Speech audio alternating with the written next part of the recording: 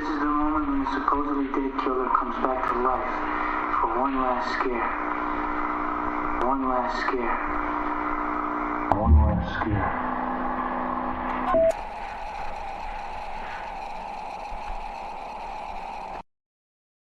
Hi, and welcome to The Last Scare, a home for horror nerds to come together and gush about their favorite feel-good genre. I'm Jayla. And I'm Cam. What's up? We're here Blake. with... Yeah! Blake! I hit my cue a little too early. So you're good. It's my fault. Anyways, we're traveling back in time to 1980 to visit Camp Crystal Lake and have a little trip there. We're going to talk about Friday the 13th, Part 1, the movie almost considered the underdog of slashers. It started off with a simple full-page ad based off just the name before a script was even thought about. And that's where we're here today. A horror icon birthed from something that was supposed to be a one-off. And I'm really excited. You know, the first one started off with nothing, as I mentioned before. But along the way, they added absolute horror icon Tom Savini, who did the special effects and makeup. If you don't know that name or don't recognize it, he is an incredible special effects makeup artist that is very well known. I promise you've seen a movie that he has worked on before. He's absolutely incredible. It's probably Friday the 13th. Probably Friday the 13th. Well, we'll get to that. We'll get to his issues.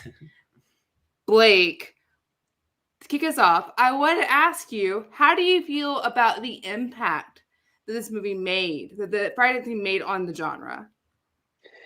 Oh, I think the impact was pretty significant. You had Halloween in the 70s, which kind of brought slashers back in a way, and then Friday the 13th kind of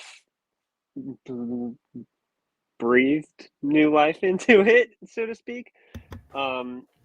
It's, I think what helped this movie, and I'm sure we'll get into plot details later, but what helped this movie kind of rise above the rest of the generic slashers was the twist involved and kind of the lore that they plant very early on.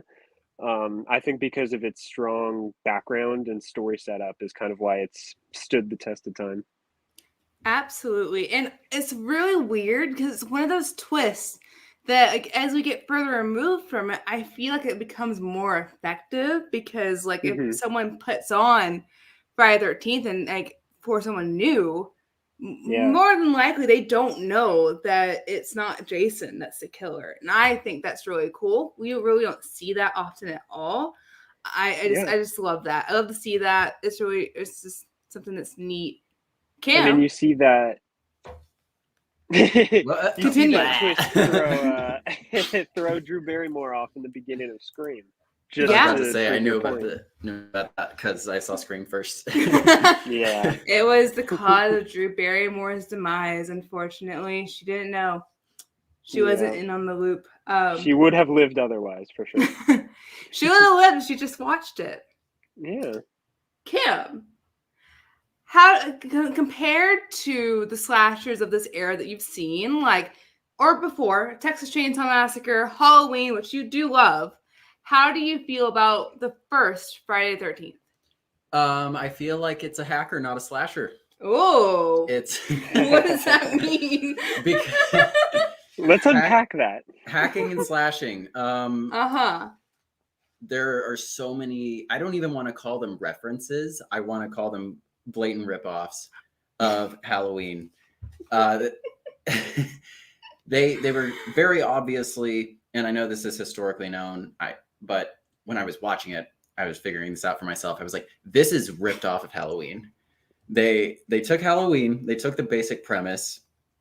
They said, let's do that. They said, let's do some of the same tropes, some of the same like visual gags. Just have people hang in places and stuck to doors like Michael would do. They just took it and kind of did the same thing with, I would say, a little less nuance. Oh, okay. So, question for both of you guys. Whoever wants to go can go. I kind of built off of it. Do you think that the last 15 minutes, the twist that it gives us, do you think that is what makes it special? Yes. Like, Yeah. what about it do you appreciate, if you do appreciate it? It's like that very stereotypical campground story, like, oh, this boy died and now years later he's coming around killing everybody. And the fact that that wasn't the case and that it was his mother coming back for revenge, I think that utterly saved this movie for the most part. And that's why it kind of it defeats the getting lost within the shuffle kind of thing, so to speak. I fully agree. I think that especially thinking back to the time, like campfire stories and all that kind of good stuff, to have that twist for it to be a revenge story at the end of the day is really interesting on its own, especially if it was a one-off, like it was intended to be. Cam, how do you feel about that? Also, I'm going to go ahead and bundle in my next question for you guys. How do you feel about the kills that Mrs. V accomplishes, for lack of a better term? Mrs. V. They're all right. They're all right, but impressive for like the time, like makeup wise. Oh, Well done. absolutely. We haven't even mentioned that. Credits due, I guess. Yeah, I mean, we haven't even mentioned that Kevin Bacon, I was going to say that's the Bacon's iconic here. one. Yeah, like how cool is it? I love thinking about how many actors that are well known today got their start in horror. Yeah, Johnny Depp, Kevin Bacon. Yeah. What was Johnny Depp's? Nightmare on Elm Street. I knew that. I've seen that. Okay. yeah, no, I knew that. I think Kevin Bacon's death was the best one. Oh yeah, personally. Yep. If we're not counting Pamela. Well, yes. Getting speared through the throat from the back. Wow. I just want to say hi to Dreaded. Hi, Dreaded. What's up? Why and not? Also to Sith Morrison. Jordan. Indiana Old says, to paraphrase Joe Bob Briggs, the better effects work Tom Savini does on the kills, the more they cut out. If he was a lousy artist, the MPA would like it. You are not wrong. I forgot the amount of cuts they made to this franchise. That was the curse of this franchise was the MPAA. Absolutely. I have to keep that in mind whenever I watch these movies again because so much it's not their fault. Yeah. 100%. There's so many kills that would have been absolutely like amazing to see that had to be cut because they just weren't allowed. And it's almost upsetting because like it weakens the movie in its own way because the gut, the core of these kills, what really gets you, doesn't exist. Literally, it ruined what could have been my favorite installment in this franchise, Part 7, because it has my favorite Jason design. I think that's the most censored of every movie in this franchise. They showed so many kills they filmed that just looks raw these days because it never, got polished and put in the movie. That's right. When we get there, that one's gonna have a rant for sure. Oof. Yeah, I feel like Friday the 13th is almost a cursed franchise for all the things that they've dealt with between the lawsuits and the MPAA and like it's just all this stuff they've had to encounter. But despite that, Friday the 13th was a huge success beyond what anyone expected. I mean, I have her name. I'm so sorry. The actress that played Mrs. Voorhees only did it because she needed a new car. It was money for a new car, and she thought it was going to be an awful movie. No one really believed. She did not phone it in. She got a nice Jeep. She got a nice Jeep. That Jeep actually picks up Annie earlier in the movie. And the characters are like, it's a shame Annie never made it here. What is fascinating to me, because she was like, when they were filming the first one, she was like, shouldn't I be introduced like a bit earlier into the movie? Shouldn't people like see me a bit earlier into the movie? So like it's a bit more of a shock. Yeah, can I be like a Chekhov's gun? I think the opening is pretty strong, actually. There's a scene where all the counselors are sitting around and playing Hallelujah. There's some shots here that I think are actually really haunting and like composed really well. And I think the rest of the movie does not really match that atmosphere very well. Oh, I see your point. Until the third act. The third act is what makes this movie. For sure. I mean, you got Pam coming in. How are you? Well, I'm Mrs. Voorhees, an old friend of the Christies. And she's doing a Psycho, basically. It's the same Reverse Psycho, I guess. Yeah, for sure. You know, it's actually the mom that's doing the thing. Right. And she, I don't know. They get in a great fight. They do. They I have a love like all-out showdown. They really do. Like, it's such a great final act, and it's like Cam said, it's a great battle in general. What I do love about this is I feel like even back then, most people expected that to be like a ghost that's getting revenge. To see that it's like such a grounded take, and it was his mother this entire time. I feel like I can't. Good motivation. Yeah, I just feel like it was refreshing for the time. A boy's best friend is his mother. Blake, do you have any more takes on the first Friday 13th that you want to share? I want to be more positive about this movie. Of the few things that I can praise, actually before that, the score, like you said, composed very well. I think just the main theme for this franchise in general is fantastic. And I don't think it's talked about enough when we talk about good horror movie themes or soundtracks, whatever you want to call it. But I think this movie has one of the best jump scares of all time, being how the movie ends. I don't know if Cam has a clip of that, but it's easily one of the best ways to end a horror movie. You got Alice just sulking, just having emo hours in the canoe, and then Jason comes back. Ooh.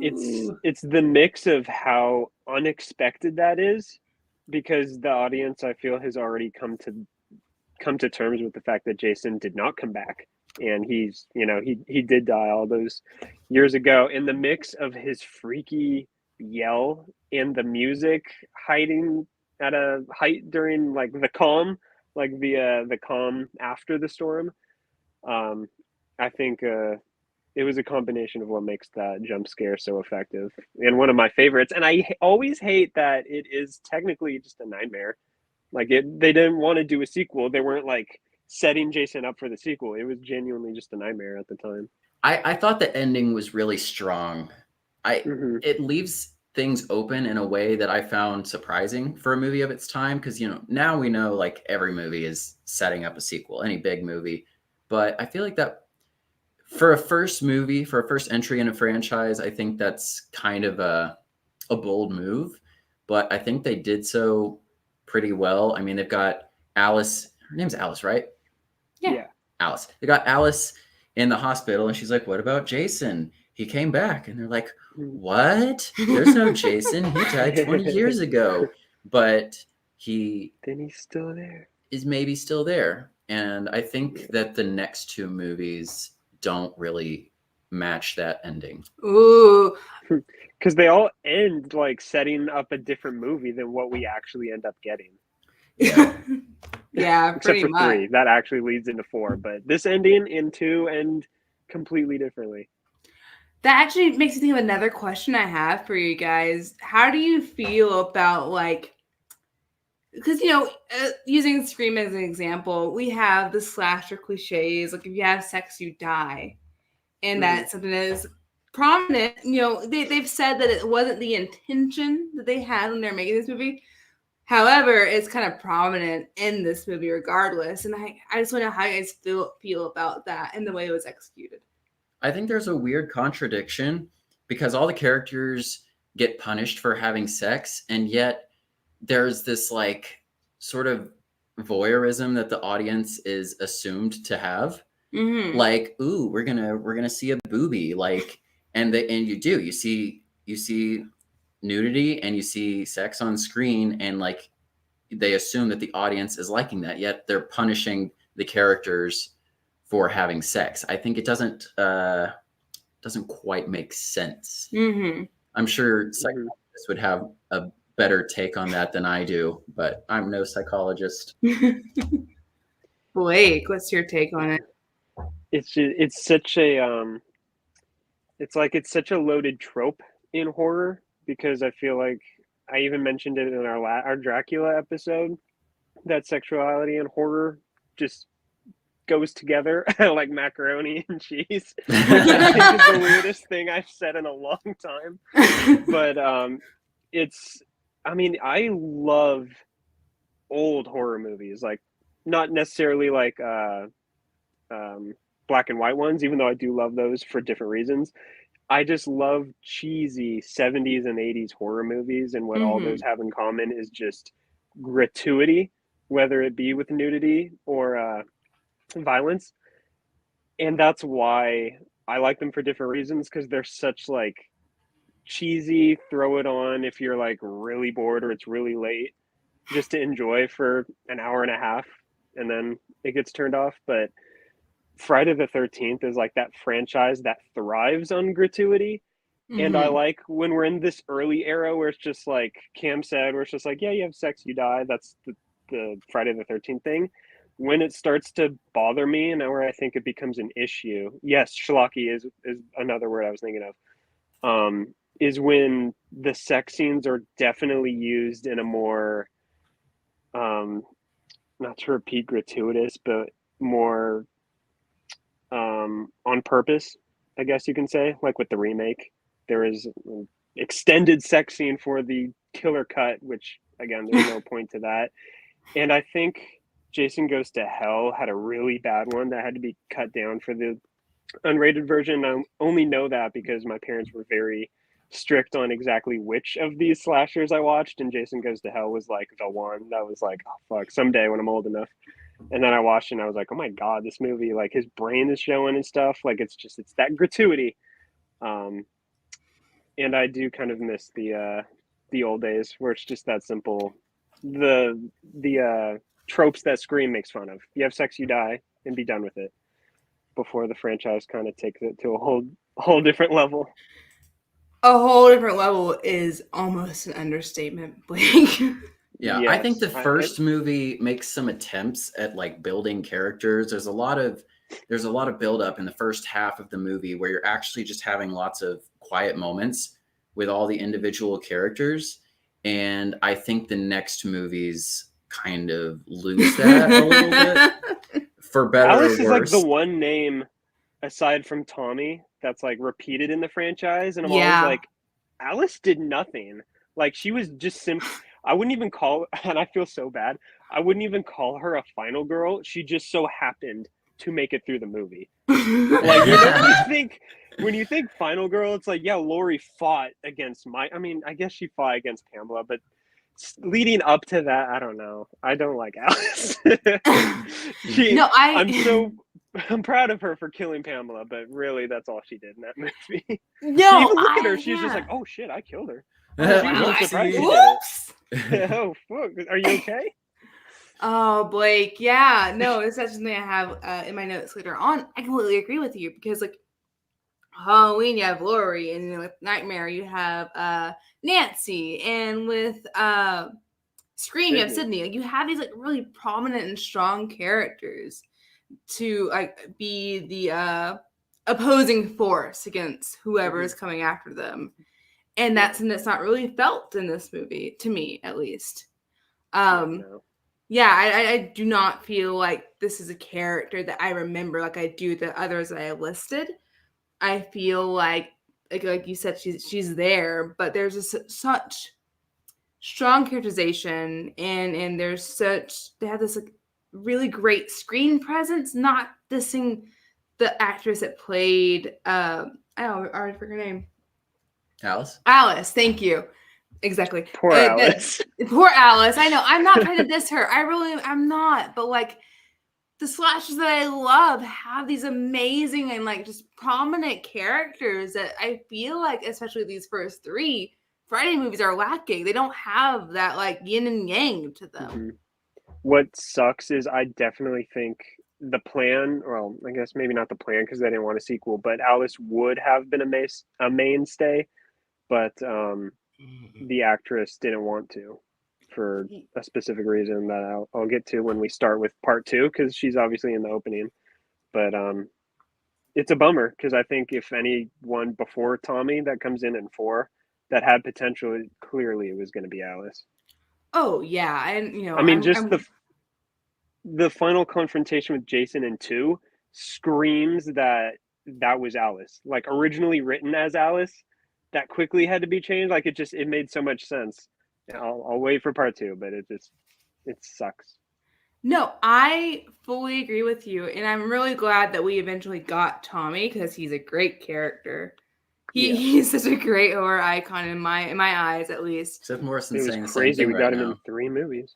Says F-13 as a whole just doesn't have memorable characters outside of Tommy. Right. Yeah. No, I fully agree. That's the biggest link to this series is they don't have that one character to connect with. Yeah. And that's the It's just every biggest movie's criticism I rinse have. and repeat. Very genuinely, yeah. That's absolutely it. They don't have anyone that's returning, that knows what's going on, that's kind of like going through this issue. I've only seen the first 3. Have I met Tommy yet? No, 4. Okay. He comes in 4. Because there's a lot of characters, and I didn't catch all the names. Me either, because they all die. They do. They just all die. They're gone. Doesn't really matter, does it? It's a hacker. They're not here to stay. They really aren't. But Tommy, you'll appreciate Tommy's existence. Yeah, I like a character that provides a through line for a series. The next episode, like for us, will definitely be the more fun trilogy to cover. 4, 5, and 6. 100%. Peak Friday the 13th.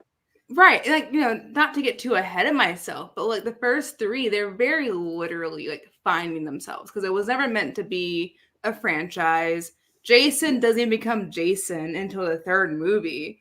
Like it's very much in its infancy. Even then, it's just so like lazily done that the way he gets his iconic mask is just so okay. It's like they didn't like intend for that to be his iconic look. They were just like, let's put him in a new mask every movie. Yeah, that's the thing that really kind of like blows my mind is how small and insignificant that moment is. We'll get to him at the 3, but it's just like, yeah, he gets a mask. It happened. He's just like, this is better than my stupid bag, I guess. You guys have any more points about the first one we haven't gotten to yet? Yes, I have one little bit that I have video prepared for. You got a character. You got Steve right here, and and I gotta say, I'm pretty sure that Steve would be classified as a never nude. He's a never nude. Is that exactly what it sounds like? Tobias suffered a rare psychological affliction of never being able to be completely naked. Excuse me, do these effectively hide my thunder? I'm sorry, I just had to. When I saw it, had to do it. I had to do it to him. I just had to shoehorn that in. Oh! It fits too well. Oh my god. Anyway, what's next, Jayla? Yeah, what is next? I don't know. Well, I'll tell you what's next. It's Friday the 13th, part 2. Part 2 is next? What? The surprise sequel, basically the first one made a bunch of money, and the studios are like, another one. Do it again. Come on. One. Another one. Reddit said, I don't know where he got those trunks, but I need them for my Superman cosplay. Oh my god, yes. Oh my the god, trunks are a yes. Do these effectively hide my thunder? Anyways, part 2. Part 2. Alice is back. Well, not for long. And she's dreaming recaps. Oh, she's dreaming a recap. There's so this many franchise recaps with recaps. Jeez, there's so many like daydream recaps in these movies.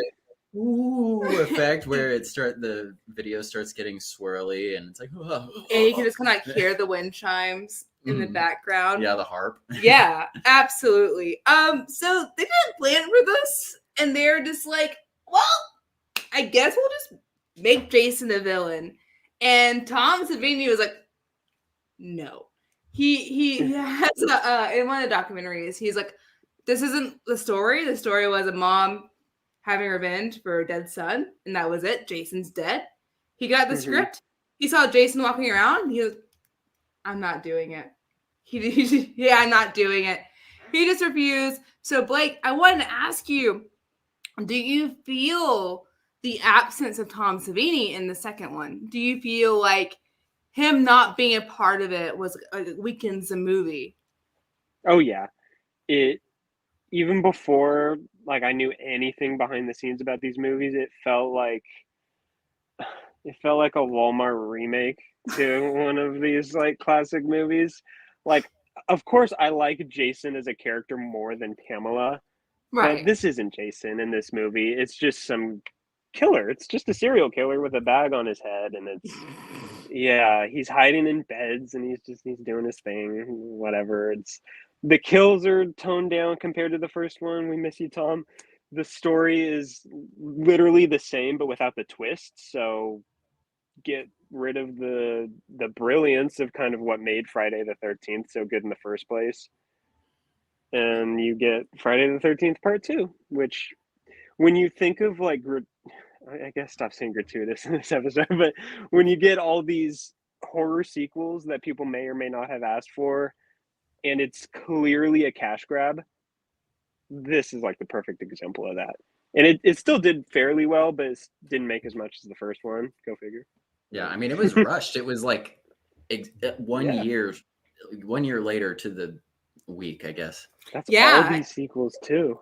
Which kind of blows my mind that like 1, 2, and 3 are all a year apart. That's insane. Yeah, it shows though. Like that's the thing. It's not like that was the issue at Scream 6 or anything, but that one had a few, but yes. I just feel like if you're gonna make a sequel to something, maybe you should take more than a year, and it shows in Part 2. And I hate to say it because like Jason is such like he's an icon, for better or for worse. At this point, he's an absolute icon, and this is his first movie being like front and center. He's the villain. He's who's doing the kills, and it's just weaker than the first one, and it just kind of blows my mind in its own way. I didn't want to ask you, Cam, how do you feel about going into this movie and finding out there's not a returning final girl? We're starting completely over again, and there's no characters you're familiar with. It's fine. I mean, because like you said, Alice wasn't much of a character. They just kind of. I think it's interesting that they even brought her back for the opening scene where she gets just unceremoniously stabbed in the head. It was a good stab, though. And then we just move on after the recap. I think it made sense as like a transitional moment because maybe the audience is expecting to see some more of the same stuff. But they're like, okay, here's your final girl, Alice. We're gonna kill her. So anyway, moving on. I actually like that opening scene. I think it's got good atmosphere. It's nice to see a familiar face aged a little bit. But then after that, it just it gets real boring. I hate it. I agree with you, but yeah, especially when we're talking about the first 3. 2 kind of just exist. Like 1. Oh yeah. I know there's so much to talk about, especially like it's the origin of it with Pamela Voorhees being the killer. Jason isn't even like a killer in this, and that having its own thing. And Tom Savini, who I adore Tom Savini. He is someone who I look up to as a person that has tinkered with special effects makeup and loves it and admires it so much. Tom Savini is a huge deal for me. He's the reason why he designed Jason at the end. That jump scare. he completely designed that look on his own, which is like From the original one? yes, from the original one. That jump scare, that look, that was completely Savini. That was all his prosthetics. That's something that he created. And I just adore Tom Savini so much.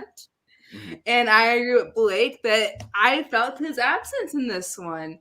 Regardless of censorship or not, it was felt to me. He has such a great style and he's amazing. But regardless of that, 2 just kind of happens.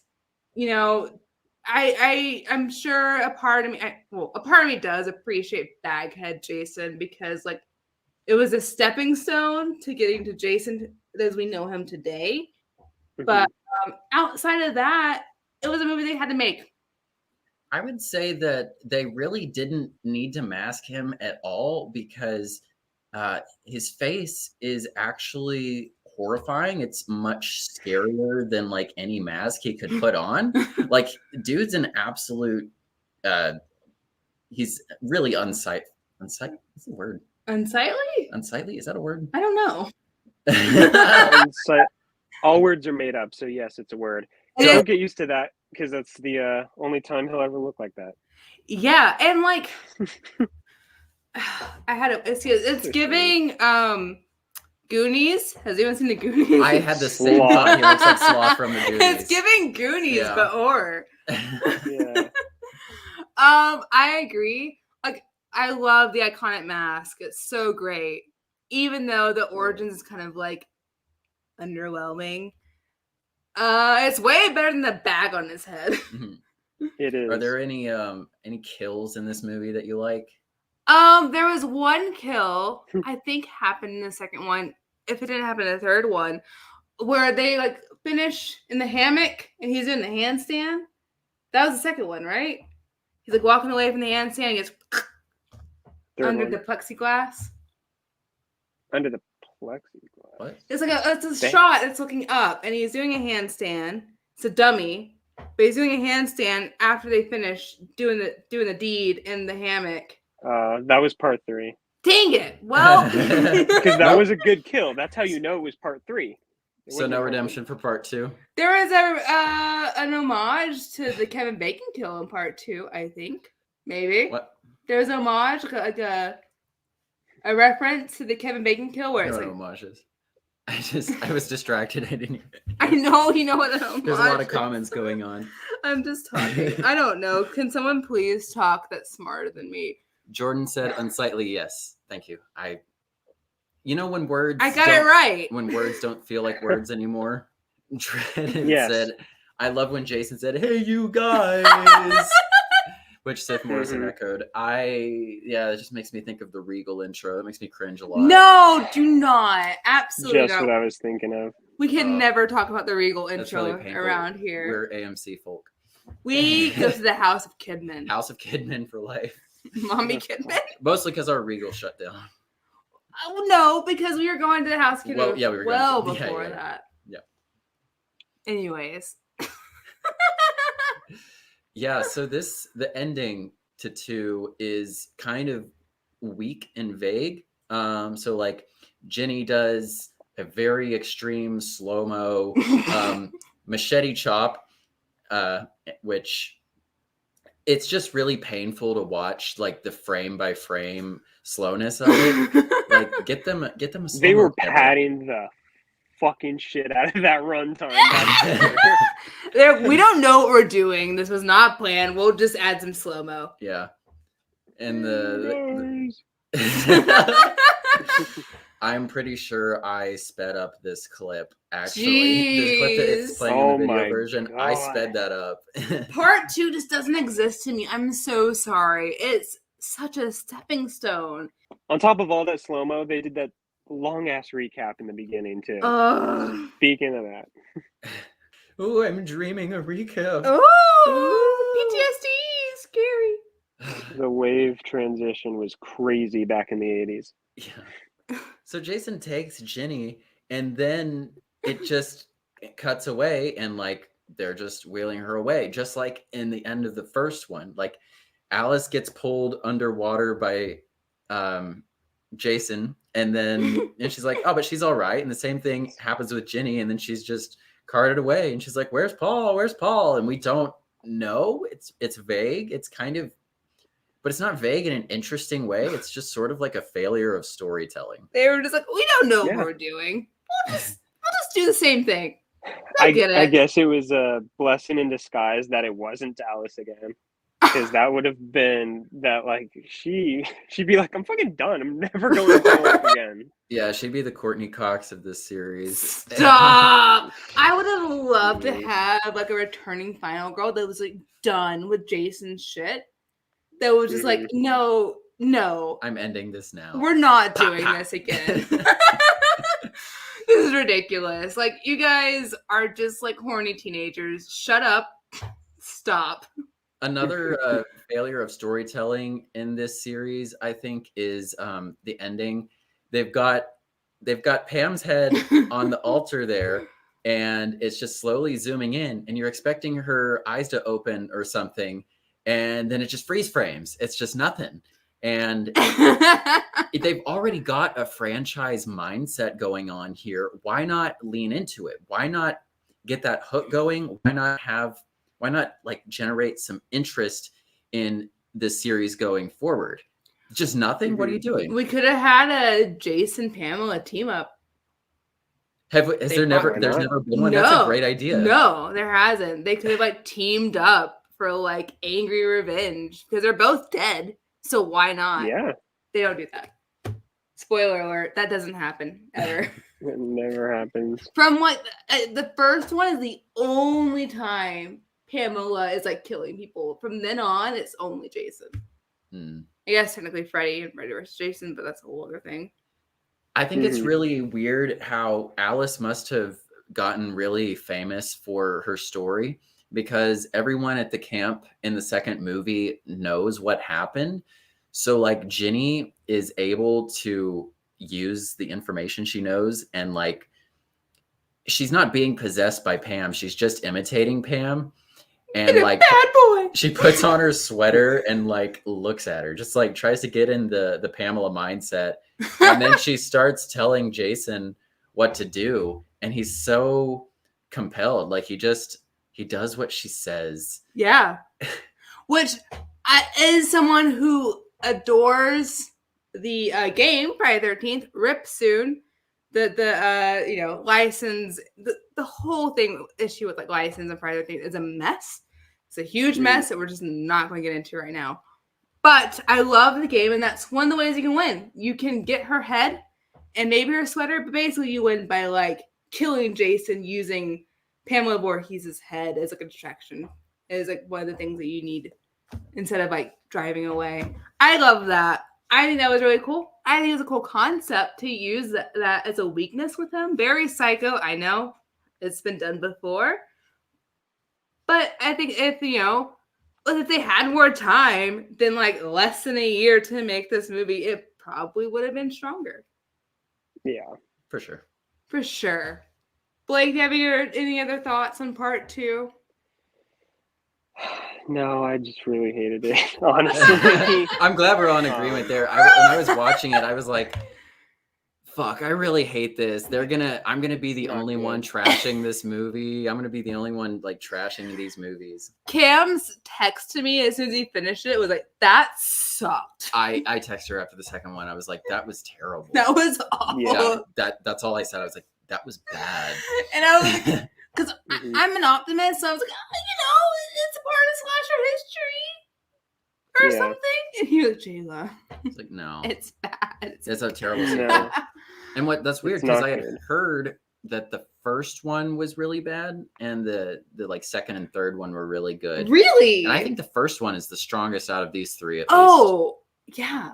My ranking will evolve as we do the next 3 volumes of The Last Scare covering Friday the 13th. Yeah. So far it's 1, 3, 2.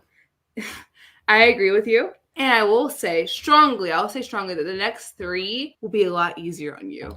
I'm excited for those because the only one I've seen before I did these 3 was Jason Goes to Hell. It was just a one-off. I just watched it randomly and I was like, That's great. This is like really awesome. I love this movie. It's really fun. That's like the Man. one that's like nothing like the rest of this franchise too.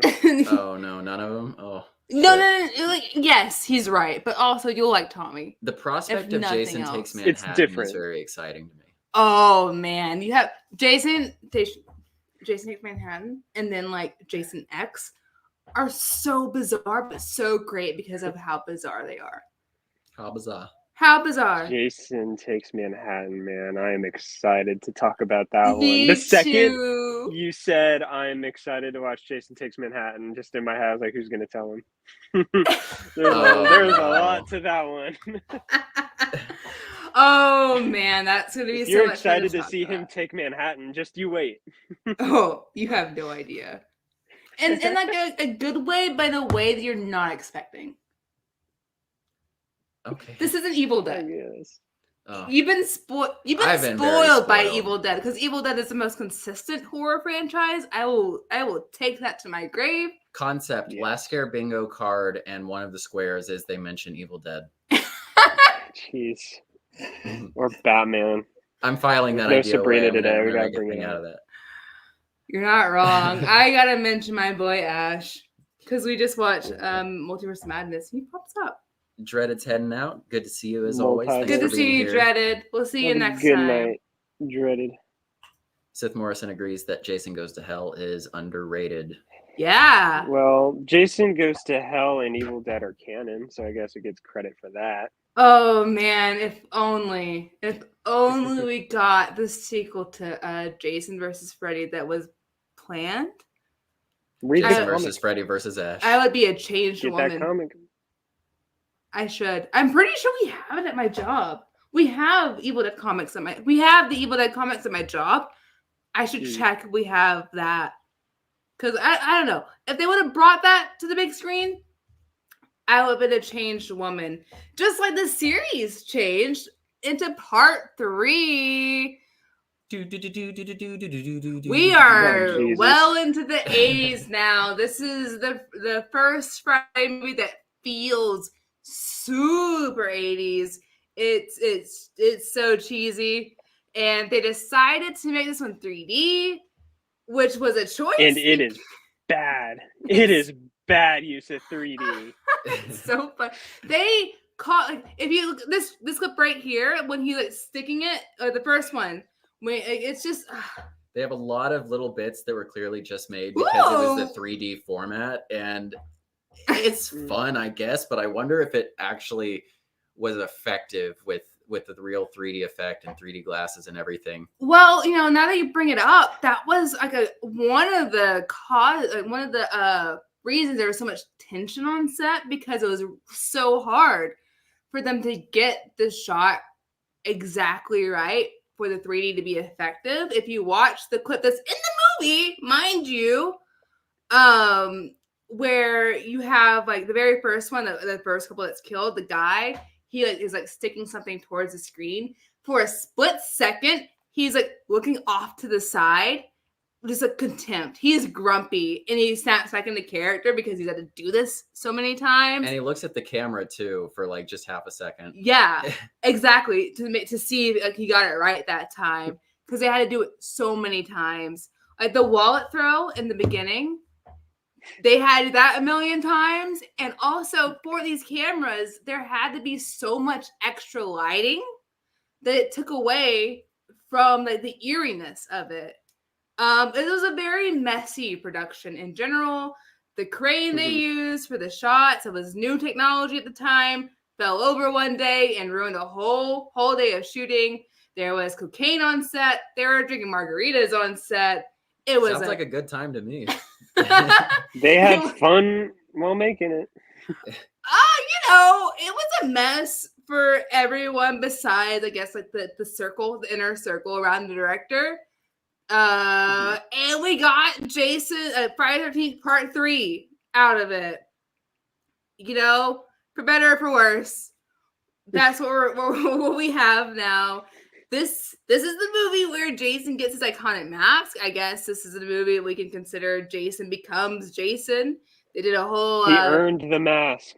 he did a whole Spider-Man 3 movie origin story arc. He finally became Jason Voorhees. Yeah, he sure did. Going off of, you know, the 3D issues, the behind the scene issues, the kind of like what's the word? I forgot the word for like fighting. Combative behind the scenes, the intense behind the scenes issues going on. Multiple altercations. The altercations, you know, it wasn't the best set in the world. In fact, in the documentary I watched, it was said to be the worst Friday the 13th set to work on. Yikes! It shows. Which documentary did you watch? The 6-hour one. Well, I didn't watch all the 6-hour one this time. I've seen it before, but I watched it through the first 3.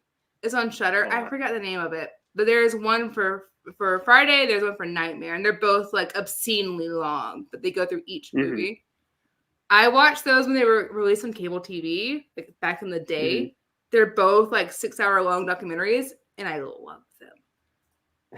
Different story for a different day, though. Blake, how do you feel about like the choice to make it 3D and the consequences that come with that? Terrible decision. Absolutely awful decision. Very few movies that, like, I don't really want to say these days because obviously technology, you can actually get away with it. But back in the day, the movies that like shot with the intent to be in 3D were just so laughable. Like, sure, the technology was like cool at the time, and maybe it was fun to be in the theater in the 80s and stuff was flying at you, but just when it's pointless things, like someone with a broom bringing it up to the screen, it's just like, what the hell? The only one I like is my favorite kill in the movie where Jason picks that guy up by his head and crushes his skull in the eyeball. Like, of course it looks fake as hell, but that is such a fun kill. And just the eyeball going at the screen actually did look well. Well done. So they get a pass for that one. So my favorite kill, but it's one that is an honorable mention. My favorite kill is when he's doing the handstand after they do it in the hammock. And it's they have a mannequin, and it's like shot behind plexiglass looking up. And he just like, it is absolutely a really good shot. It's such a good shot.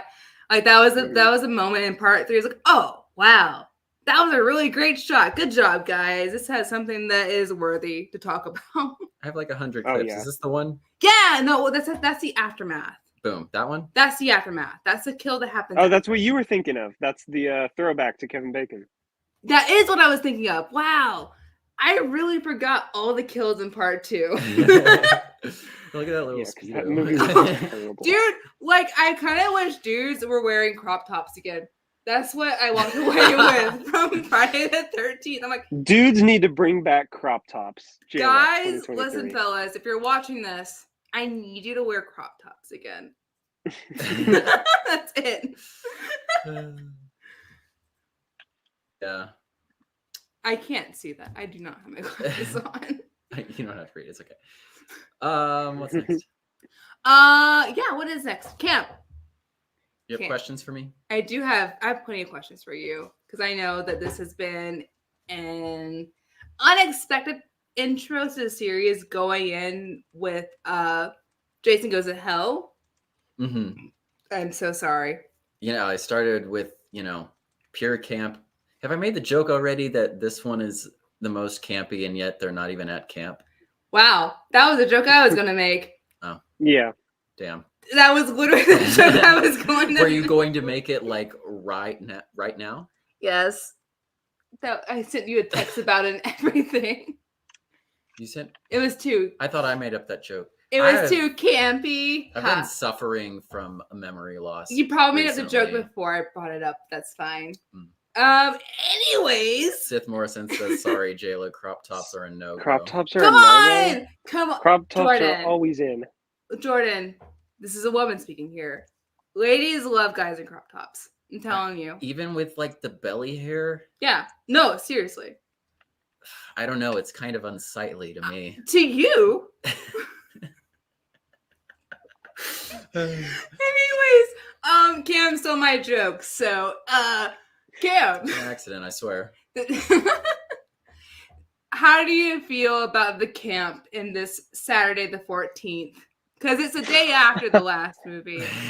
Yes. I'm glad they leaned into it. Yes. And I'm excited to see it going forward because at this point, there's no real tension to it. Right. So just lean into the camp. Yeah, see, one thing that I admire about the third one is it has this weird charm to it, 3D shots included. There's another part of the documentary where she was just kind of like, you couldn't really focus on your acting because you had to focus on getting the yo-yo right. Mm-hmm. You had to focus on getting like this shot right because like the 3D cameras are so finicky. You had to get it perfectly done. Yeah, that's what was holding that actor back for sure. And you had the bikers there, which I loved Fox. I loved her character. Mm-hmm. And she died first. Yeah, she gets pitchforked off screen, and then the other guy, Loco, gets pitchforked on screen. Justice for Fox ripped the actress also, but not to make it sad. Rest in peace. I loved her. I was really into her character because I love kind of like I know a punk character in horror. It's kind of like ready to fight back a little bit. That has a little bit of gruff to them. Yeah, when she first showed up, I was like, "Oh, cool! She looks like really cool and punk and stuff." Yeah, and she was like being mean to everyone, but she was being mean to Shelly, and like I think Shelly is a fucking asshole. This douchebag is so goddamn annoying. He is. Just going on an angry rant now, but like he just keeps scaring his friends like legitimately and just being like a little pick me bitch. He's like, a nice guy. He actually says this line. Would you be yourself if you look like this? It's just like, I don't know, maybe even a better personality, you have an easier time getting dates. Just saying. I'm sorry. Yeah, he like scares what's her name? Vera nearly to death when they're out on the dock. He's like, "Oh, you don't want to date me? Oh, woe is me. You don't want to sleep with me? You're a bitch." And then she's like, "Well, you're not that bad." And he's like, "Oh. I know what you think already," and like runs away crying. And it's like, I don't know, maybe if you just kind of like had a better personality, things would be easier for you. But he's annoying. Indiana Old says James Rolfe said in his review that Shelley would be played by Seth Rogen if this movie were made today. I thought about not Seth Rogen, but he looks like the superhero from Megamind. Oh my god! He's played by Jonah Hill. That's who I was thinking about. I was thinking about Jonah Hill because Jonah Hill, he's also a lot of weight now. But like, I was like, this would be Jonah Hill these days. He's like one of those people that's like a total douchebag, but like tries to convey themselves as just like an innocent party. You mean the superhero from Megamind? Yes, exactly. Not Jonah Hill. Yes, not. Oh. Okay, so also the guy from Part 2, Ted, looks like a Linguini from Ratatouille. Oh my god! Oh my god! He looks exactly like him. I mean, it's like that's a spitting image right there. What it is? Wait, please don't second stop. I love pulling these jokes on Jayla. I don't tell her what clips I'm putting in.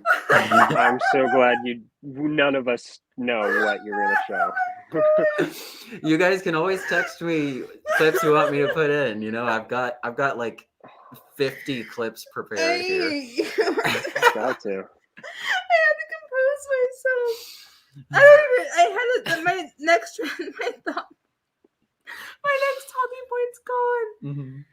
Dang it, had I known that, I would have had you put in several clips, especially from this one. I have he has like a lot prepared. from this one. I might have your clips. Start talking. We'll see. Do you have? I think the funniest scene in the whole movie was when Jason was hanging there and he like climbs up, lifts his helmet up, and that was like her moment where she was like, "Jason!" And he like, yeah, she dumps him off and Yeah, he What? climbs up, unmasks himself, and that's when she Here. realizes, She was oh like, my god, that's the "Oh." guy. This guy that's It trying to reminded kill me me. of Oh The Dark yeah, Knight, she had a where flashback. Joker takes the mask off and Oh. Two-Face is like, "Oh, you son of a bitch." That's where she was just like, "Oh shit, it's Jason," and he was just like, "Yeah, that's right." Oh my god. He didn't know it was me because I had the mask. Yeah, she's trauma dumping on what's his name? On Rick earlier in the Rick. movie and just telling about this time that she got attacked by this guy. And like It's a weird sequence. the things they imply during that is Go odd. on. Well, like he drags her away and she's like, I blacked out. I don't remember. Oh, yeah, gross. Yeah. And it's just Jason is portrayed as someone who is stuck in a childlike mentality. He's portrayed as someone stuck in a childlike mentality. So like it feels weird to me. I don't know. Maybe I'm being a snowflake and looking too deeply into it. But like it feels a bit random that she had this encounter with him at all. Considering this is the third movie into it, we haven't seen her before. It feels like it's out of nowhere. She was just in the woods and Jason popped up and didn't kill her. Again, they wish they had Alice. All of these, final girls of these movies just read like they really wish they could have had Alice in this original script. I don't remember if it was going into the second one or going into the third one, but one of the scripts was supposed to be the surviving final girl in an insane asylum, and Jason goes to that asylum and is attacking it and like killing off people while she's there. Mm-hmm. That would have been so cool. Yeah. But we don't get that. We get camp. We don't. We get camp all day long. We get Saturday the 14th. We get a repeat of what came before. We have our final girl sulking in a canoe. Damn it. We have Pam. We have Pam coming out of the water like Jason came out of the water with her head intact for some reason.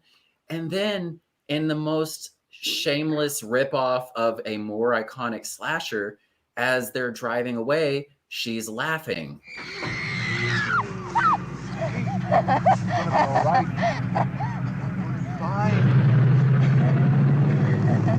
And it's like visually, it's nothing compared to the scene it's referencing, which is incredibly iconic and like chilling and haunting. And they're just kind of like better. Just infinitely better. One thing I'll say, one thing I'll say is I found myself really frustrated with the way women are portrayed throughout the series in general. I just found it annoying at more points than one because I feel like they're just dumbed down. I feel like they're weakened a lot of the time, that they don't have their agency. They don't have this like inner fight for survival, this inner strength that like the women that I know have. And that was really annoying to me. And that kind of feeds into not having the central final girl character that is like battling this force of evil. I think Chris put up a good bit of a fight. I mean, she's like dropping a bookshelf on him. Oh yeah. And like she's going for him. I see what you're saying. That shot there too. Like most of the characters are incredibly underdeveloped, and it's like a little bit exploitive because they're personally I couldn't give a shit about like any of the characters. I don't feel any of their deaths. I'm just like, right. Oh, yeah. No, I fully agree. And like there's one, I forgot which character it was. I'm sorry. There's one where she's like walking around outside in her panties, just kind of like casually. And it's like, come on, I know what you're doing. And, like Cam said, she did put up a good fight. But however, they get rid of anyone that goes up against Jason in the next movie. They just dump them off. Yeah, they actually just kill all of the characters off in this one. I mean, you've got Chuck and Chili. So when Chuck showed up on screen, I'm like, holy shit, it's Tommy Chong. And like I actually thought it was Tommy Chong and it's actually not. But because I looked it up, or it might have been on the Amazon X-ray thing, I was like, that's not Tommy Chong. It's a spitting image of it's him. a whole We knew what they were doing. It's a whole ex Evil Dead situation. They had Chut and Chut names. It was I don't know. I found myself being really frustrated because horror is the one genre that has so many like amazing characters that are women that are strong, that fight against like these awful situations. Especially the early slashers. That's kind of like what they did. That was such a huge part of it.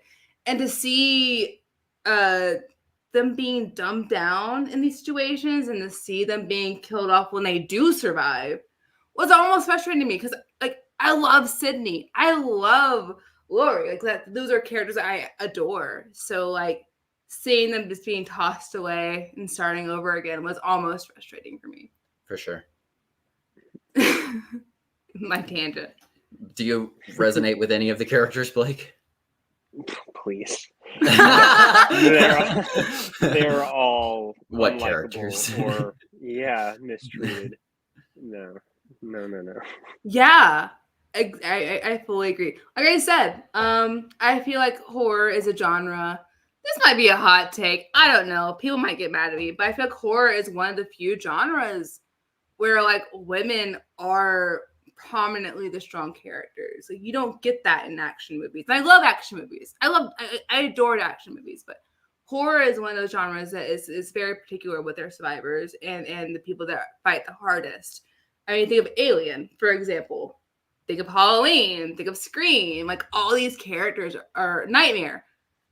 Are incredible. Absolutely. So let's see. Yeah, Terrifier. Exactly. So seeing this iconic franchise not have that makes it feel more hollow for me. It's like one of the only horror franchises that has a male, like a final guy. This and Never Dead. Yeah, absolutely. And I love Tommy. I'm not dissing Tommy, don't get me wrong. But again, there's just not a lot of characters I get the opportunity to see myself in. Yeah. So whenever I see the opportunity for that get just kind of like thrown away, I end up feeling a little bit frustrated. Like Tommy could have like teamed up with any of the potential surviving final girls and it would have been like badass, but we don't get that. Yeah. It's curious, and I'm sure it's something we'll touch on more in the next episode, but Tommy never had, like, he's a good final guy, but he still never had that, like, longevity that Laurie did, or Sydney. And he was in 3 movies. Like, he wasn't just kind of a one-off good character. He was a major protagonist, and they actually brought him back for a fan film, which I never see anyone talking about. That actor reprised his role for, was it Never Hike Alone? Maybe? It sounds I don't think it was Never Hike Alone. Or it was the sequel to that. It was one of them. They actually got him.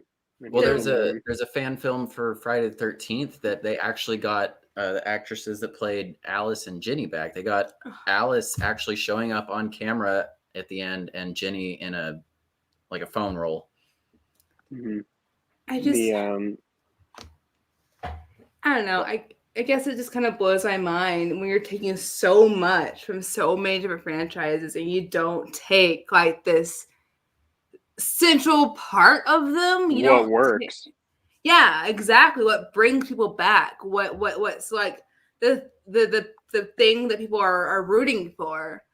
You just kind of like forget about it and start over every movie. And, Tommy and 4 and beyond, it's different, but like still, like you just kind of forget the core ideas that bring people back. The only way that would work is if they pulled like what the newer Evil Deads are doing. Like if you're going to do a totally new hero, totally new setting and totally new villain. But the fact that it's always Jason and it's always a camp, but it's never the same hero is where I think that falls apart on them the most. I agree with you.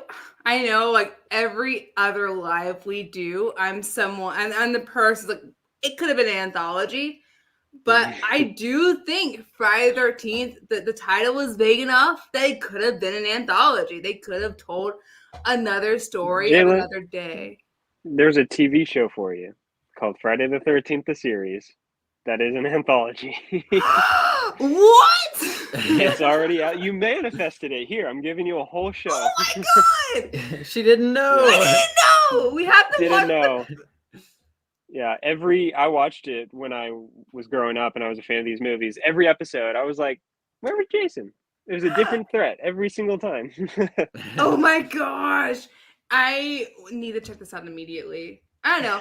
When he has a vague title like Friday the 13th or It's perfect. yeah, exactly. Or maybe controversially Halloween because that was originally meant to be an anthology. That's a There's loaded so take. much you can do instead of just kind of like beating a dead horse. That's what I have to say at least. What else on Friday Part 3? Part 3. Any more? I didn't hate it. I barely even used my notes today. I did not hate it. I didn't hate it. I definitely liked it more than 2. I think it had charm. I think even with the 3D-ness of it all, it had charm. The biker gang happened. That was a thing that was in the movie.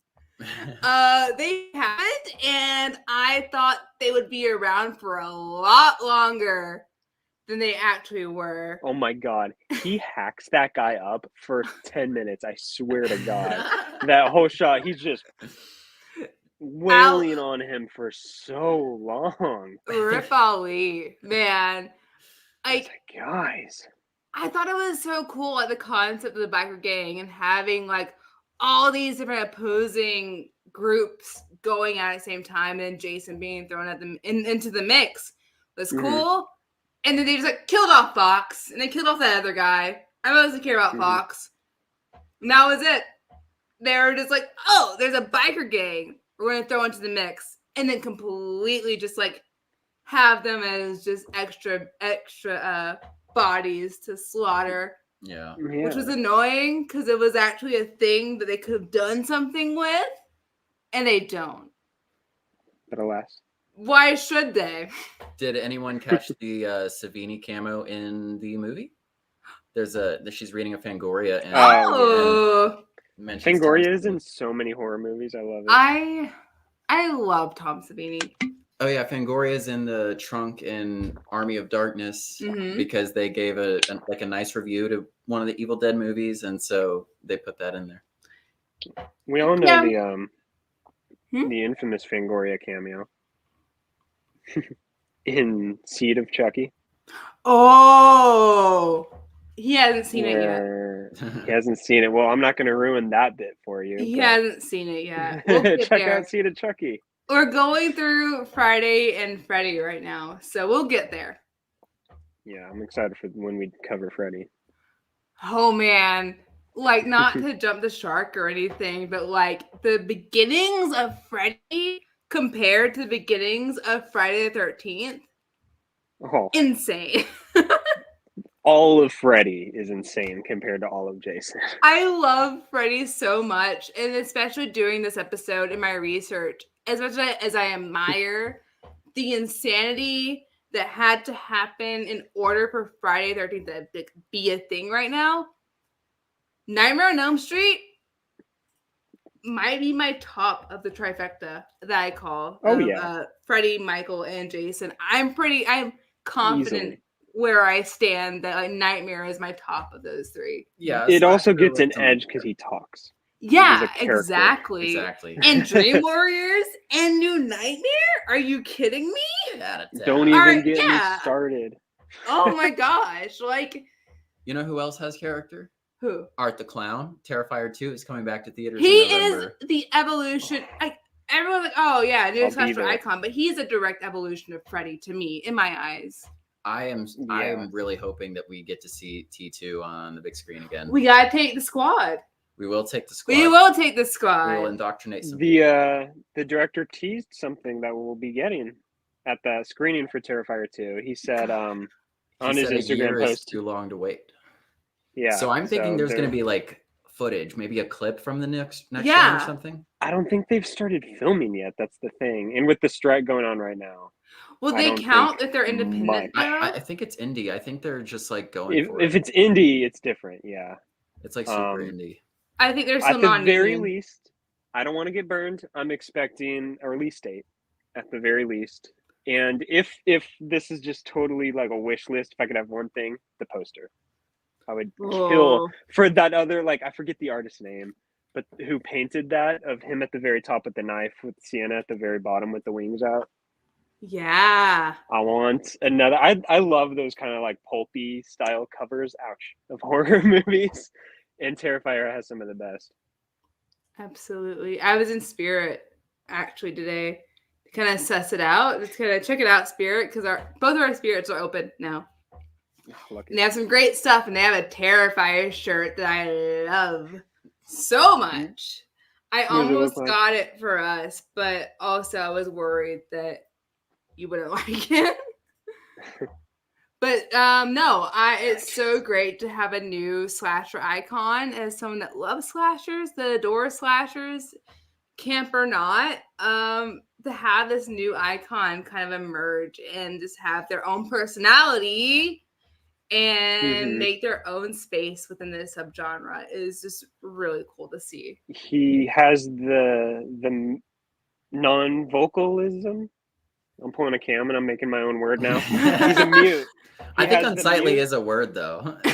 Yeah, the mutisms of Jason and Michael with the personality of Freddy. Yeah, all in one. He's 100%. He's my silly little guy. He's just silly. He's having a silly little time. He's just having fun. But yeah, I don't know. I'm really excited to talk about Nightmare on Elm Street after seeing yes, we will be doing Nightmare on Elm Street probably very soon. Yeah. You know what else is happening very soon? What else? The Exorcist Believer. So I don't know if you've heard, but this morning, I think it was this morning, they announced that the Taylor Swift concert movie is coming out on October 13th. I heard. And of course, in the wake of Barbenheimer, there was like a hashtag Swiftercism or something like that. And like 6 hours later, Jason Blumhouse tweeted, "Look what you made me do," and bumped the release of The Exorcist Believer to 1 week earlier on October 6th. And I'm just wondering, are these movies really competing? Listen, do you know that the Taylor Swift concert movie is going to take up IMAX screens? I mean, that checks out, but... Did you know that? No, I literally just found out about it today. Actually, it's almost sold out the first night. There's very few seats left in our local theater. It's already... I think he made a mistake pushing it up. There are very different demographics. The Exorcist Believer is really going to suffer. Like, It would have suffered less if they delayed it a week and had it closer to Halloween and kind of capitalized on that, like closer to spooky time when we're going to go see it, as opposed to the first week of October where everyone's like, getting into it. Like, hey, now we're there, as opposed to like peak spooky. Like everyone has their decorations out. Everyone's got their costumes figured out. And this movie definitely needs it. I mean, it's an Exorcist movie. Who's really cared about this franchise since the first one? Yeah, I agree. I don't expect it to stay in the theater all the way to Halloween. There's been so many movies that came out this year. Yeah, these days. That I watched, and I was like, well, why is this coming out right now? We need more movies in October. Indiana Old says, "The body and the blood," which I'm already fucking sick of hearing in that trailer. Mentioned it last week, but I've seen that trailer like 3 times already. It's such a terrible like rehash of "you're all going to die," like that. You're all going little to die moment. tonight. Yeah, it's just like, guys. But what do I expect from the director of Halloween Ends? He dragged Michael down, and now he's doing the same to Pazuzu. He saw Prisoners, and he was like, "No, I can do that." But like The Exorcist. We're talking about Danny McBride. Have you ever seen Danny McBride in a movie? I've seen Righteous Gemstones. Righteous. Yeah, but that's exactly like he's a funny guy. He's like a funny guy. Well, we can't say that because you know how much I love Jordan Peele. Oh, fair. Okay. Different funny though. I would say Whoa. Jordan Peele is like very A smarter funny? Yeah, he's more sophisticated. Whereas Danny McBride, I'm thinking of his character in Pineapple Express. Pineapple Express and Hot Rod. Hot Rod is like one of my favorite comedies. It's probably my favorite comedy. We have to watch that with the double feature of Tropic Thunder. Sure. two great iconic comedies. Yeah, it's very. I'm always kind of tuned in whether like a comedic person is doing horror because I feel like the two genres are intertwined for how like human they are. Like everyone finds. Yeah, sorry. Go ahead. No, you're good. Everyone finds something funny, and everyone's scared of something. They're both kind of like human feelings. They're both trying to just elicit a very direct, straightforward response. I want you to laugh. I want you to be scared. And exploring those two things as well. Yeah. And in both genres can be mixed with a drama really well. We go to AMC theaters to laugh, to cry, to get scared, because we need that, all of us.